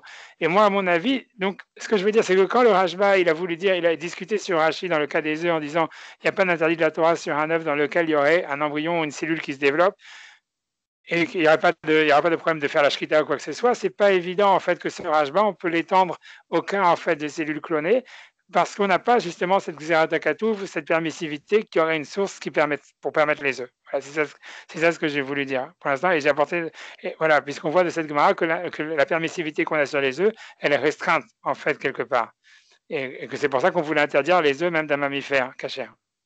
Voilà. Maintenant, ce que j'ai voulu dire aussi, c'est que j'ai voulu ramener encore un dernier passage d'Agmara qui est intéressant. C'est pour montrer encore, pour refaire enfin une relation entre le cas des œufs et le clonage. Puisqu'en fait, on pourrait dire aussi, voilà, en fait, les œufs, la raison pour laquelle, en fait, il faut la shrita des œufs, on serait un problème de nevela, etc., c'est parce qu'en fait, ça provient d'un animal, on va dire, d'abord qui était vivant, on va dire, ou en plus, en tous les cas, qui lui-même nécessitait avoir la shrita. Ce qui n'est pas le cas, enfin, ou en tous les cas, voilà, alors que là, peut-être, en fait, la shrita, en fait, qui aurait été faite sur l'animal de base, en fait, si on prend des cellules, même des cellules souches, on ne pourrait pas dire, voilà, puisque ça se redéveloppe quelque chose de nouveau, il faudrait la shrita, vu que la source de cette cellule, elle-même, elle a reçu la shrita quelque part, et ça serait quelque chose de magique qui ferait qu'en fait, voilà, la nouvelle cellule de laquelle on parle, elle a été, si tu veux, elle a été permise par la shrita qui a été faite sur l'animal de base. Donc j'ai simplement voulu ramener ici, tu vois, l'agma dans Tumora, pour expliquer, voilà, qui dit simplement une idée simple. Voilà, je vais dire simplement, c'est l'agma ramène une discussion entre Rabbi Eliezer entre Rabbi Eliezer et Chachamim et Tanakama. Ça veut dire, en fait, est-ce que les animaux, par exemple, voilà, si un animal il était téréphas, c'est-à-dire qu'il avait des problèmes de santé et qu'il n'était pas viable, Donc en fait, si jamais cet animal, malgré tout, ou il était enceinte, l'animal était enceinte d'avant, et donc il a donné naissance à un animal, un enfant, est-ce que cet enfant qui, lui, n'a pas ces problèmes de santé, est-ce qu'on peut l'utiliser comme sacrifice pour Hachem, ou bien est-ce qu'on peut le manger? Et donc la Gemara dit, c'est une Mishnah, la Gemara dit, Kol asurim legabe mizbeach veladoten mutarin. C'est un Akama, il pense que les enfants, ils sont permis. Et Rabbi Eliezer Omer, vlad terefa lo ikra al gabe mizbeach. Il dit, l'enfant d'un animal qui est terefa, même si lui-même il n'est pas terefa, on ne peut pas l'amener en tant que sacrifice à Hachem, mais dans le sens aussi, on ne peut pas le manger non plus, parce que comme il vient d'un animal qui était lui-même terefa, qui n'était pas viable, donc en fait, même l'enfant, même s'il est en pleine santé, il est considéré lui-même non viable. L'Agma, à la fin, elle dit, à la fin, qu'est-ce qu'il en est d'un œuf d'un oiseau? Elle m'a dit, Avalgabe Betsa. Donc, l'Agma, elle dit à la fin qu'au niveau d'un œuf, en fait, même Rabbi Eliezer, qui pense que l'enfant d'un animal qui est terefa, il n'est pas cachère, il est d'accord qu'en ce qui concerne un œuf d'un oiseau qui serait terefa, il est cachère. Pourquoi? Elle m'a dit, Avalgabe Betsa et Madgadla, comment est-ce qu'un œuf il grandit? C'est quand, en fait, la source en fait, de ce qui est, c'est-à-dire de la nourriture qui est à l'intérieur de l'œuf, ça pourrit. Et après ça, c'est comme une graine, si tu veux. La Gemara, en tous les cas, elle compare ça à une graine. C'est-à-dire qu'il faut que tout ce qu'il a reçu en fait de la mère, des parents en tous les cas qui sont arrivés dans l'œuf, c'est-à-dire tout ça, il faut que ça pourrisse pour que en fait l'embryon puisse s'en nourrir pour pouvoir grandir. Et donc, et donc, quand ça pourrit, c'est comme de la poussière uniquement. Donc, même Rabbi Eliezer, qui interdisait en fait l'enfant d'un animal terefa, il est d'accord qu'un oiseau qui sortirait d'un œuf, qui sortirait, en tous les cas quand ça grandit, c'est-à-dire l'œuf d'un oiseau terefa, il est non cachère. Mais dès que ça fait grandir un embryon et que l'embryon est né, l'oiseau, il est cachère. C'est un truc au contraire. C'est-à-dire, Philo Rabbi Eliezer modé, donc même Rabbi Eliezer, il est d'accord. Même Rabbi Eliezer, il est d'accord. Tanya Bedia, modé Rabbi Eliezer le Hachamim, Befroach Betsat Terefa chez Moutar. Donc Rabbi Eliezer est d'accord avec Hachamim qu'un oiseau qui aurait grandi d'un œuf qui est Terefa, il est permis. Amalei Tanya Tanya, il lui dit oui, si c'est écrit, donc c'est ça ce qui reste. C'est-à-dire qu'en fait, que même si le œuf d'un oiseau qui est terefa, il n'est pas cachère. Une fois que l'embryon il sort, il est cachère. Quand l'oiseau il sort, il est cachère. Pourquoi? Parce qu'en fait, il grandit de quelque chose qui a pourri. Et donc, c'est ça ce que je voulais dire. Ça veut dire qu'en fait, ce qui est intéressant pour moi de cette Gemara, simplement une side issue, c'est d'expliquer que, en fait, on regarde pas. La Gemara, elle semble dire qu'on ne regarde pas en fait l'œuf comme en disant voilà, il vient de la poule et donc c'est pour ça c'est une continuation de la poule et ce serait pour ça en fait qu'il faudrait la ça ou des choses pareilles. Au contraire, on dit en fait que ça grandit de par lui-même. Ça serait comme une fécondation in vitro en fait un œuf, comme quelque chose qui grandit comme en fait du clonage, comme une sorte de clonage au niveau du fait que ça grandit de par quelque chose, par des cellules qui sont extérieures, par des cellules qui sont neutres. Et que malgré tout, donc ce que je voulais dire, pour moi, je ramène ça parce que pour moi, ça me paraît comme quelque chose dans le même sens, de dire que si Rashi, il semble dire, et Rashi et toute la Rishonim, ils pensent qu'il y a un problème de Nevela, ça veut dire dans un œuf, a priori, on pourrait dire on pourrait appliquer ce même problème de Nevela sur des cellules souches, si on utilise des cellules souches pour faire en fait de la viande clonée. Voilà, c'est ça ce que je voulais dire. Voilà, vu du fait que c'est le même phénomène, du fait qu'en fait, là aussi, même si la Gemara elle semble dire qu'un œuf aussi, c'est comme si on lui mettait des protéines synthétiques et qu'on le faisait grandir. Et que malgré tout, tu vois, il y aurait tous ces problèmes qu'on a envisagés qui sont là-dedans. Voilà. Donc c'est ça tout ce que je voulais dire aujourd'hui. Ça a duré un peu plus longtemps que ce que je pensais, mais j'espère que c'était clair. Et à part ça, voilà, la suite dans la suite des problèmes qu'il y aura évidemment, c'est de savoir après ça, de comprendre. Ça, c'est des grandes sougiotes, etc. C'est de savoir, en fait, et ça, c'est là où Tosfot y rentre un peu plus, c'est de voir la provenance des choses. C'est-à-dire qu'on sait, par exemple, que le lait d'un animal non cachère, il n'est pas cachère. Donc, en fait, quelque chose qui viendrait d'un animal non cachère, en fait, ça deviendrait non cachère bien à cause de sa provenance. Et donc, ça, en fait, là, il y a aussi beaucoup de sources là-dessus, beaucoup de problèmes, mais c'est un autre chapitre. Mais voilà. C'est ce que je voulais dire aujourd'hui. J'espère que c'était clair. J'espère que vous n'êtes pas trop ennuyés. Voilà, si vous avez des questions, vous pouvez poser des questions. Pas de réponse. Ça va? Tout va bien? Vous m'avez perdu depuis longtemps. Et, ça va? Ok, d'accord, ok. Voilà, ok, bon. Là, pas de questions? Ah ouais, pas de questions. Ouais. Ok, bon, d'accord, ok. Bon, bon, j'arrête Ouais, là c'est qu'on alors. maîtrise, on maîtrise pas trop les Gmarot, donc mais bon, Ouais. ça avait l'air clair Enfin, voilà, pourtant. voilà, ok, d'accord, c'est tout. Tu vois, je veux dire, il y a pas de, on n'a pas fait le Tosfot. Mais grosso modo, tout ce que j'ai voulu faire, c'était simplement dire une idée, c'est de dire que moi, le truc c'était qu'en en fait, à mon avis, on pouvait en fait comparer le fait de cloner de la viande en utilisant des cellules souches en fait à un œuf. Et qu'en fait, s'il y a des problèmes de cache-route sur un œuf quand il a commencé son développement, on devrait retrouver les mêmes problèmes en fait dans une cellule souche. Et que voilà, et que voilà, c'est un chidouche de dire ça, de dire qu'en fait, c'est un très grand chidouche à mon avis, de dire qu'en fait, il faudrait faire la shrita d'une viande clonée et qu'on peut Ah, pas le faire et surtout qu'à juste à cause ce de ça. moment-là, c'est important. Voilà. Non, mais non, voilà, ce que j'ai voulu dire, c'est ce que j'ai voulu dire, c'est que les problèmes de cache-route qu'il y a sur un œuf, c'est un chidouche, c'est-à-dire c'est quelque chose qui est, mon intuition, ce que je pense, quand je regarde quelque chose sur lequel il faudrait réfléchir, c'est que les problèmes de cache-route qu'on retrouve sur un œuf qui a commencé à se développer, il faudrait les implémenter, ça veut dire les appliquer sur en fait de la viande clonée, si on utilise des cellules souches pour la cloner. Et voilà, c'est tout ce que je voulais dire.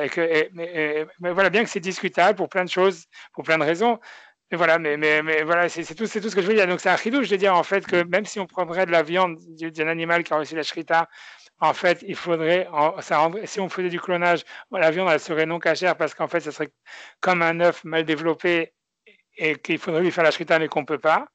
Mais je pense que c'est une possibilité de réfléchir. Voilà, moi c'est tout ce que je voulais dire aujourd'hui. C'est pas plus compliqué que ça, c'est tout, hein.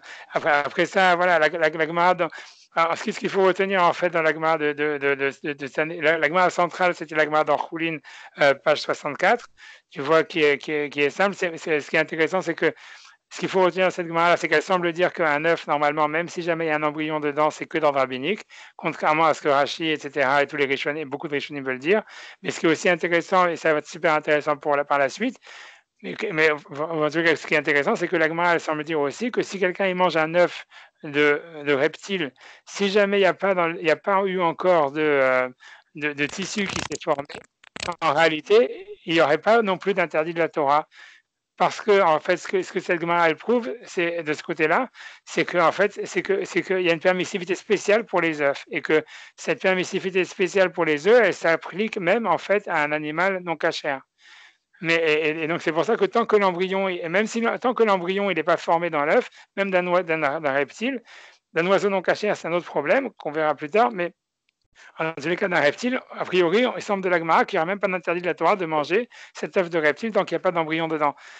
Pourquoi? Et c'est pour ça qu'en fait le Tosfot, je suis désolé d'avoir pas fait le Tosfot dans les mots, mais c'est parce que ça semble qu'en fait il y a une permissivité spéciale dans les œufs. Du coup qu'on apprend de la mitzvah de Shiloh Haken. Et ce qui est difficile, tu vois, voilà, et la question est de savoir, c'est est-ce que cette permissivité qu'il y a dans les œufs, même, voilà, on va dire selon les avis qui sont léniens, qui sont plus méquels, qui sont plus faciles, tu vois, comme le Rashba, qui disent qu'il n'y aurait pas d'interdit de manger un œuf dans lequel il y a déjà un début de vie, c'est pas évident que cette permissivité qu'il y a dans les œufs, on pourrait l'appliquer sur de la viande clonée. Parce qu'on voit bien, tu vois, c'est ce que j'ai ramené de la Gemara, de la dernière passage de la Gemara, dans Tumura, que les rabbins, ils pensaient interdire des œufs qui viennent même d'un animal cachère. Parce qu'ils disaient, voilà, un mammifère, il n'est pas fait pour faire des œufs, donc comment est-ce qu'on va permettre des œufs d'un mammifère? Et c'est qu'une fois qu'ils ont compris que ce n'était pas des œufs, ou que c'était quelque chose d'autre, voilà, c'est du sperme ou quelque chose comme ça, qu'ils ont permis de manger ça, tu vois. Donc, et donc de la vamina de l'agmara, du fait que l'agmara, elle ne semblait pas vouloir permettre des œufs qui viennent d'un animal cachère, il y aurait encore, tu vois, quelque chose à penser, à savoir, bien que c'est vrai que Rabbeinu Gershon dit là-bas, c'est vermina chai, c'est pas un problème de Nevela.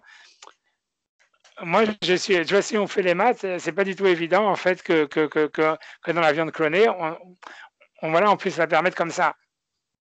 Parce que qui te dit que, voilà, que tu vois, qui te dit qu'on peut sortir, que c'est permis de faire. Voilà, qui te dit qu'on peut manger cette partie de l'animal, on va dire. Il faudrait en fait quelque chose. Il faudrait en fait. Voilà, il faudrait une permissivité pour manger. Pour manger cette partie de l'animal, surtout si on sait que voilà que c'est quelque chose de vivant à l'intérieur. Voilà, c'est ça ce que je voulais dire. Voilà, je sais pas, j'espère que j'ai bien résumé. Je sais pas si c'est clair. Voilà, j'espère que c'est clair. Mais je pense pas que c'était très compliqué ce que j'ai dit. Mais voilà, Non, si, mais le résumé était très très bien. voilà, mais pour moi, le truc, c'est de savoir, pour moi, le gap que je fais, c'est est-ce qu'on peut faire vraiment ressembler un œuf à de la viande clonée? Parce que, en fait, voilà, la différence principale, c'est qu'on dit un œuf, ça aurait pu donner vraiment à un être vivant à un certain moment, sûrement. Il y a eu donc, dans les deux cas, il y a un développement de cellules. Dans les deux cas, en fait, a priori, à l'instant T, les cellules, elles peuvent plus se développer, donc ça ne va pas donner un animal vivant entier. Mais maintenant, voilà, la question, c'est de savoir, voilà, voilà, voilà, je sais pas, tu vois. Le fait que les cellules souches, ça peut ressembler à un œuf de reptile ou des choses comme ça, ce qui serait interdit de toute façon. Ouais, c'est ça. Ouais, peut-être même, carrément, t'as raison. Je veux dire, ouais, même sans penser à ça, ouais, ça, le reptile, ouais, c'est vrai que selon le Rambam et compagnie qui dit que même un oiseau non caché en tant que ça pas truc, ça devient un reptile, c'est vrai que ça pourrait être une sorte de reptile.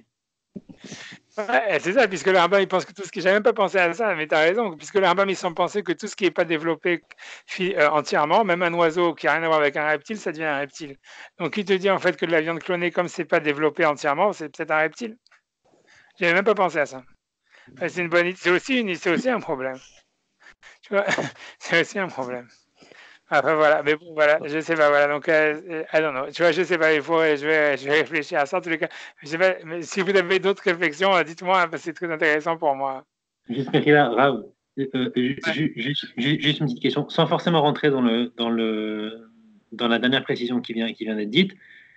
Si on reste sur le comparatif qu'une viande clonée, potentiellement, ça serait comme un œuf, et que le seul véritable, entre guillemets, problème de l'œuf, ça serait l'histoire de la Nevela, sans rentrer dans l'ordre rabbinique, etc. Ouais. Ça voudrait dire que si on clone des cellules souches d'un bœuf qui a été shrité, on pourrait consommer cette viande de clonage, quoi. C'est vrai, je sais pas. Okay, ça veut dire quoi qu'on a fait la shrita, tu veux dire d'un bœuf qu'on aurait fait la shrita? Oui, je suis pas sûr. Je suis pas sûr parce que tu comprends. Je veux dire, un œuf qui a du sang, même si on a fait la shrita à la poule, tu vois, ça n'a rien changé.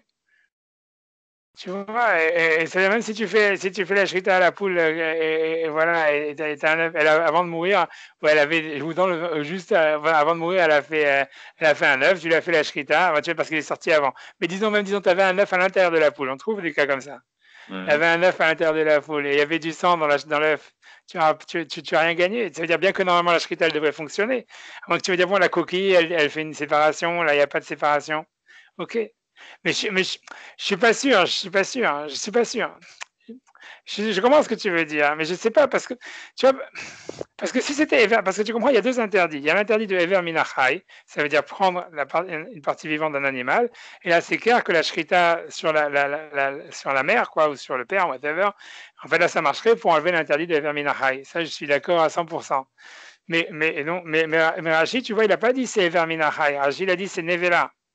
Nevela, ça veut dire c'est un animal qu'on n'a pas abattu rituellement.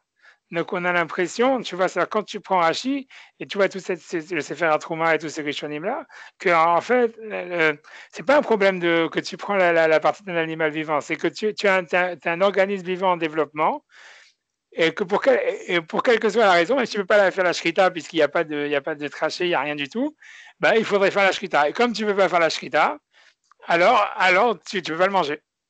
Sauf à dire, comme ce que vous avez dit, que la particularité de l'œuf, c'est que potentiellement, il y allait avoir un véritable animal vivant en potentiel qui peut sortir. Ouais, c'est ça. Pour le clonage, c'est pas ça, quoi. Au mieux, on a une patte, quoi. Enfin, je veux dire, on n'aura jamais. Ouais, c'est pas sûr parce que c'est-à-dire que les cellules souches qu'on utilise à la base, tu vois, c'est-à-dire qu'on peut avoir un mouton. On peut le faire, oui, mais quand on fait la viande, ce qu'ils font la viande, ils font pas ça. Quand ils font la viande, c'est ça l'histoire, c'est qu'en fait, si tu veux, les molécules d'ADN, ils font de l'engineering dessus. Comment ils les magouillent, quoi. Je sais pas comment ils font du bricolage. Ça veut dire que, et donc en fait, tu vois, ils peuvent pas, ils sont obligés d'utiliser des cellules souches à un moment, quelque part. Mais ils les mélangent, si tu veux, avec des cellules déjà formées. Et au moment où ils font le mélange, si tu veux, a priori, le développement que ça va donner que des muscles, tu vois, ou que de la peau, ou que des trucs. C'est ça ce qui se passe. Voilà, c'est pour ça qu'il y a une différence, tu vois. Ça veut dire, c'est ça l'histoire. C'est comme ça qu'ils font. Ça veut dire, mais donc, je suis d'accord qu'il y a un saut. Tu vois, je sais pas si on peut.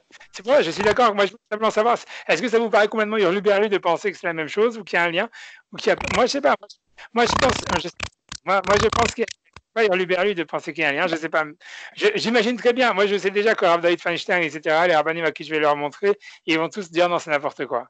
Parce que voilà, pour eux, c'est pas parce qu'eux, ils vont regarder à chaque fois le système, c'est-à-dire à chaque fois vraiment. Parce qu'ils vont dire, voilà, ils vont dire, il y a une différence, ça veut dire, ils vont dire ça. Ils vont dire, en fait, qu'un œuf, ça peut sortir un être vivant, même si maintenant la cellule, elle est morte, puisque au moment où tu le manges, tu vois qu'une fois qu'il a arrêté d'être couvé, etc., il n'y a même plus aucun développement ni rien. Mais à un moment, ça a pu donner une cellule, ça a pu donner un truc. Mais bon, je sais pas comment la logique. Moi, je sais pas. Alors, non. Entre l'œuf et le clonage, elle est en soi extraordinaire parce que c'est vrai que l'œuf, c'est une sorte de microcosme complètement déconnecté du reste. Ouais, c'est ça. Moi aussi, je pense que c'est la même chose. Et la grande dans Bechorot qui dit que ça grandit une fois que la chose elle a pourri, ça montre très bien en fait que c'est comme s'il n'y a pas de généalogie avec la mère. Tu vois? Ouais, non, c'est ça, c'est pour ça. Donc, je pense que voilà. Donc, en tout cas, moi, je pense que c'est une porte de réflexion qu'il faut que si on va rechercher dans la halakha cette histoire avec le clonage, je pense que c'est voilà, ce qu'il faut essayer de réfléchir. Oh, merci beaucoup. Merci à vous d'avoir écouté. Vraiment, à la prochaine. Que tout. Ouais. Allô? Ouais, je sais pas comment on raccroche là-dedans. Il y a le bouton rouge. Ok, est-ce que quelqu'un a enregistré le cours ou pas? Vous avez Allô? enregistré le cours?